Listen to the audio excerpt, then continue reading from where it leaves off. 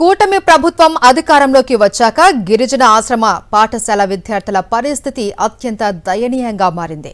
శ్రీకాకుళం జిల్లా మర్రిగూడ గిరిజన ఆశ్రమ పాఠశాలలో విద్యార్థులతో ఉపాధ్యాయులు వెట్టి చాకిరీ చేయిస్తున్నారు.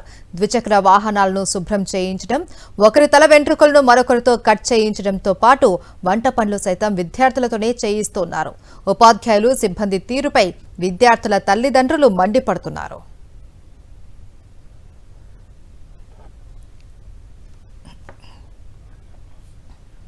కూటమి ప్రభుత్వం అధికారంలోకి వచ్చాక గిరిజన ఆశ్రమ పాఠశాల విద్యార్థుల పరిస్థితి అత్యంత దయనీయంగా మారింది.